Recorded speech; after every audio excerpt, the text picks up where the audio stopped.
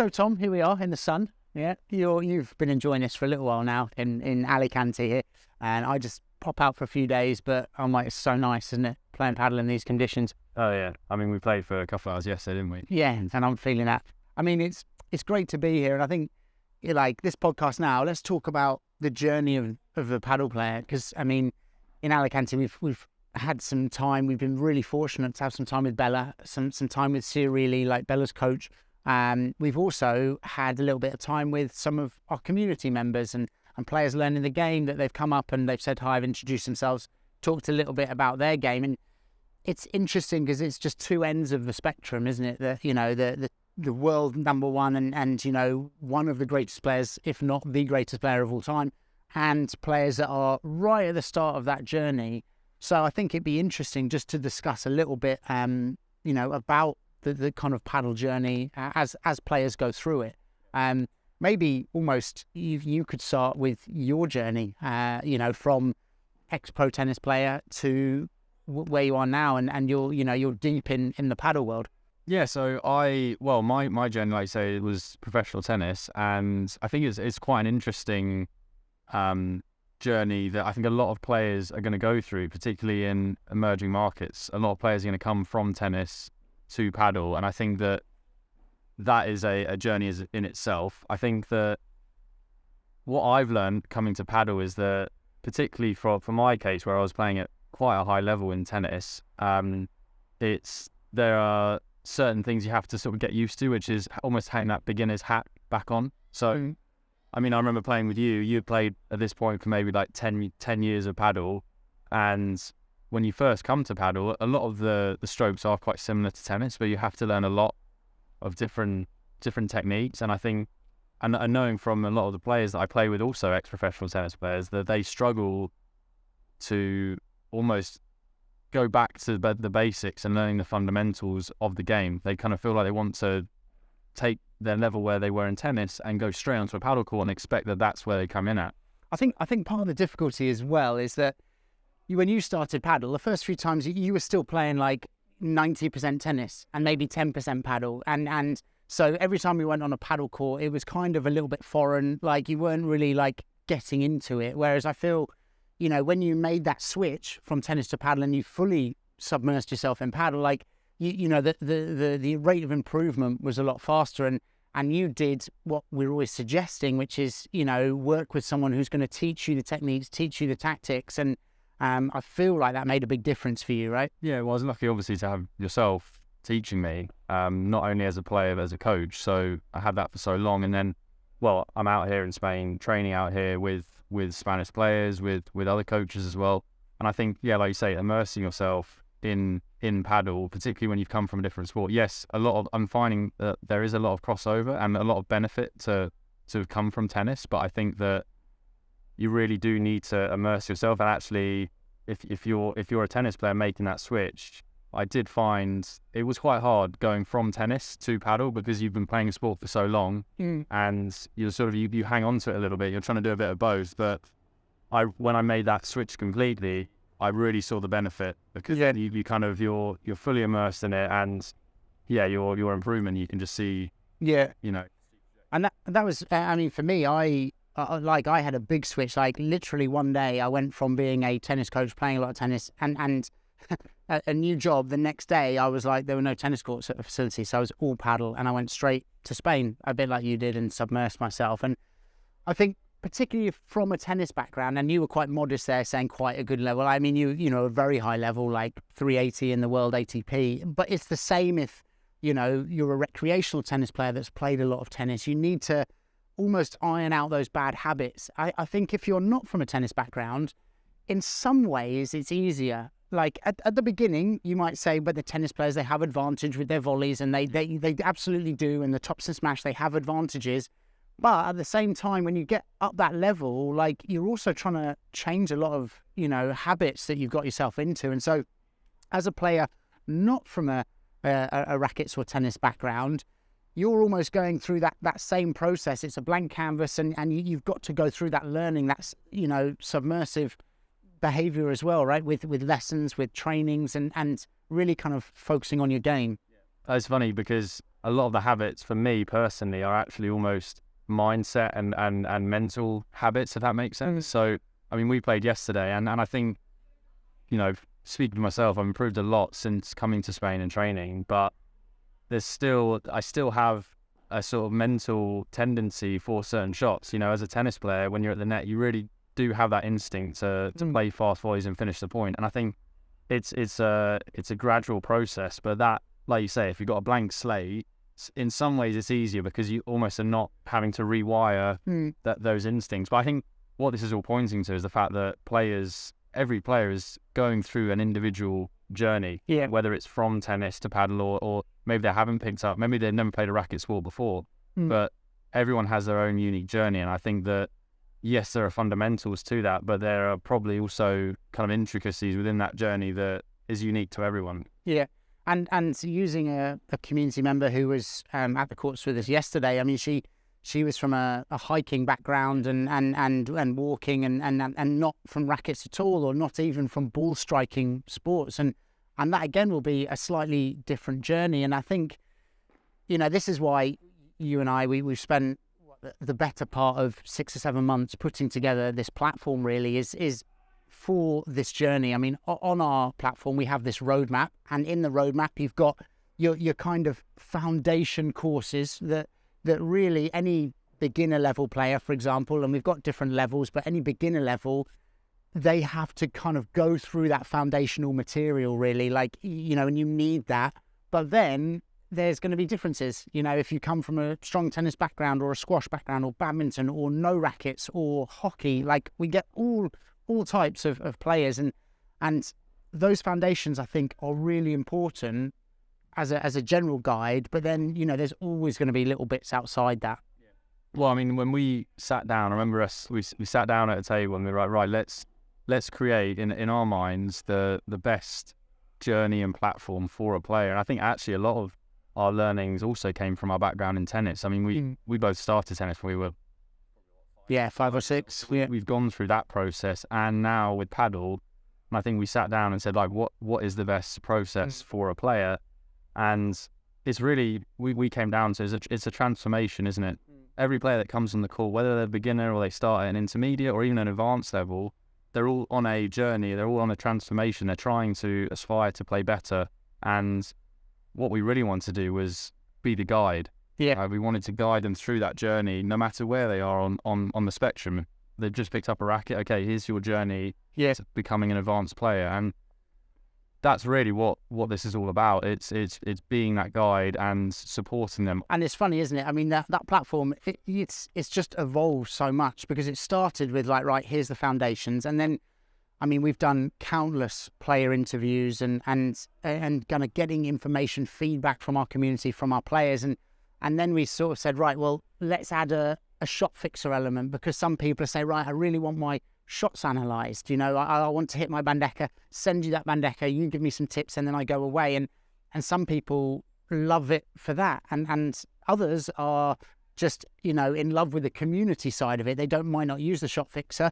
They kind of have an idea of the roadmap and they use that generally, but they come for the community and to ask questions to us and our coaches. And I think there's so many different like styles of learning that you know, there's so many different ways that players can learn and that benefits them. And even on that journey, you might be at the beginning, right, I need to be shown everything, you know, because I'm completely new. And then a little bit further down the line, it's like, well, actually, can you have a look at my shots, because I want to improve those and get feedback on knowing what I should then work on the court. And it's a really complicated journey, isn't it, really? Because there's so many factors, not only personal life, but also, you know, other activities you're doing, the amount of time you spend. Are you spending that time playing, you know, recreational matches? Have you got a dedicated training time in your week? I mean, it's very different all the way from that community member right up to your Bella. You know, so it's nice putting this platform together and getting the feedback that we've got so far has been pretty good in that, you know, we've been able to guide them for part of that journey. Yeah, and I think the key is, like you say, it's a complicated journey for the paddle player. But I think what we've tried to do is take that complexity and put it into a step-by-step guide. So, you know, essentially this is your transformation path. Here's your roadmap. This is where you want to go, and here's the map that's going to take you there. And in a way, simplifying it, right? Because we know how, like you say, we know how complicated it is. People are working. People might not have the core time. There's all these different things, but what we've done is we've said this is the program that will take you to where you want to be. And all the other advice, right? We see it on the court all the time. So like kind of amateur players advising other amateur players on what to do, and it almost gets diluted, because if you're a player at a club and you've got 20 different people telling you what you should be doing, you just end up confused. So we put that in there as a foundation so that people can get that information about the game. They can, we've got a product review section where you can find out about the products, and most people don't really know a lot about this. I mean, even while we've been here in Alicante, we've done racket reviews for €29 rackets, right the way up to the premium model. So it's kind of information that's just got to get out there. It's just helping players make informed decisions. Yeah, and I think it's putting the player in the driving seat, isn't it? It's sort of saying to the player, look, everything you need is in one platform that is going to take you to where you want to be in your paddle journey, whether it be reviews, whether it be shop fixes. Like you said, the community, we know there's nothing more powerful than a like-minded community all helping each other to achieve the same vision. So it's all in one place, and it's essentially the one platform that a player needs. Yeah, and you mentioned it when you said, a guide really is support. So, our plan really is that, you can take that to the court, and we'll have an app with it as well. So you can literally take it to courtside, and you can, use the information on there to help your game and to help your partner. And really our plan is, as a community, to improve your paddle. And if you improve your paddle, you build confidence. And if you build confidence, you enjoy the game more. And that's really it, and get more people playing the sport, and therefore, as a paddle community, we all grow together. I mean, you and I, we're still learning things all the time. It's actually part of the reason that I came this time, was to have those conversations with Sia, really have the conversations with Bella, like learn from those guys as well. And like, I think it's important to understand that everyone on this journey is wanting to learn and improve. Yeah, and the platform will keep improving, right? This isn't, this is where we are now, but it's going to be constantly evolving. Like you say, as a coach, as a player, you're always learning this. There's never a point where you sort of say, right, I know everything I know about a certain topic. So it's going to be always evolving. And the great thing is as well is that we're getting input from our community on the platform. So we're actually asking members, how can we make it better for you? And that's when we go back to drawing board and we keep evolving it. It's an ongoing process. And I think even if you're watching this podcast or listening to this podcast, if you've got features or things that you think, oh my God, that would really help my game, like that would help, that's the piece I'm missing, then we want to hear that. Whatever platform you're listening on, you'll, write to us on our social medias and say, this little piece will help me in my game, because that's at the end of the day what we're doing it for, really. So let's get to my favourite part of the podcast. Overrated, underrated. I don't know if it's everyone else's favourite part of the podcast, but I enjoy it. So overrated, underrated, when we're talking about the journey of a paddle player, and almost not following that path, but having that as a guidance, like this is my journey, for continual improvement. So what do you think is overrated? So overrated, I would say, I think we talk about this a lot, is having a focus on results only. And it's difficult, isn't it? Because at the end of the day, when you play and you practice, you want to be that certain player, or you want to win that certain tournament. And so that is obviously the outcome that you're going for. But we know, and I think this comes down to as well, when you've played sport at a high level, I think in any sport really, is you start to understand that if you want to get a certain result, you need to focus on the process of getting there.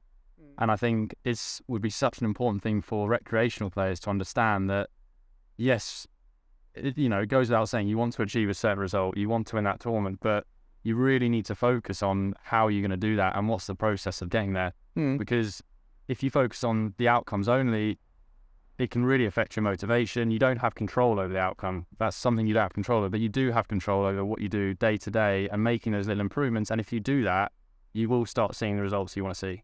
Yeah, I think when it comes to the focus, I think there's almost there's two ends of the spectrum on this, and that players do, and one is that they go and play a match and they don't focus on anything game related, and they are only playing recreational games with their friends or family, and they go and they have a good time, and then they wonder why they don't improve. Or they give themselves 20 different things in their game that they're like, oh well, I need to improve this bandeja, I need to improve this with my volley, and I want to try and do this, and it's so overcomplicating things, and I suppose that's also the role of the coach, in that the coach needs to identify what 2 or 3 things that they can take on board that will help them improve without overcomplicating it. I mean, we're always saying on our coach education that, when you've got a student, you're not trying to tell them all the things that you know about the sport. It's actually what is going to help the student learn. What 1 or 2 things can they take away, keep it simple, that they can improve. So, I think that focus bit on having those right steps and right tips is, that is very overrated. People don't kind of think about that. And I mean, it's actually why we have that shot fixer section in our website as well, right? Is so that people can come get those 1 or 2 tips, and then they can go away and work on those and improve their game. So yeah, I think that those are good ones. And so what would your underrated be? Underrated, I would say, is patience. I think that naturally, again, we all want to get to our destination as quickly as we can, and I think that players have to be patient. But it's going back to it, I keep saying this, but it's a process. You have to be patient with the training you're doing, and you might not see huge results straight away, but if you can get those marginal results time after time, day after day, then you are going to start seeing big results. But I think what a lot of players may struggle with, and I think again it goes back to all sports, is that you don't see the results straight away, you lose motivation, and then all of that work that potentially you've put in already is then lost. And it's just every day going back, like you say, having those goals in mind, focusing on it, and having the patience that over time you'll improve. Yeah, and we had that conversation with Bella that it's, he was saying in that journey is like, if you can improve just a tiny bit from the previous day, then that is your goal. Each day, like minor improvements, and it's a consistency over time. It's the same with everything, right? It's the same with our social media. It's the same with like business. If you can just make small marginal improvements consistently over time, you will get to be where you want to be.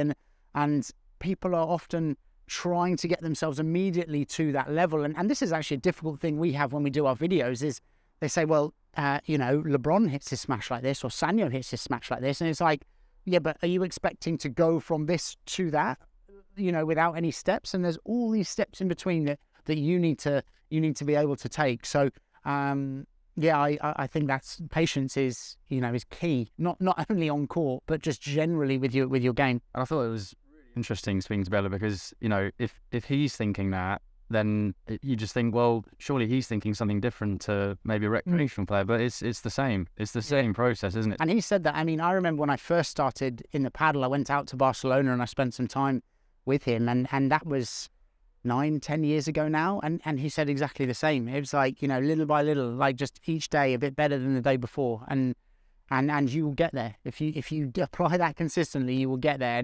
And this is the difficulty at amateur recreational level. Players are thinking, right, I need to get this skyrocket improvement, and then it ends up being like this, because they get all into it for a week, and they try and do this and this and this, and they overcomplicate it, and next week they get frustrated and they go off, and that's the difficulty. Yeah, and I think circling back to where we started about our platform, I think that we talk about consistent improvement, focusing on the process and day by day, and I think that, again, that ties into what we're trying to do, to give players access to all of the advice they need to, even if they're training on their own without a coach, this is the steps you need to go through. This is the advice you can do literally every day. You can take it to the court, take your mobile to the court.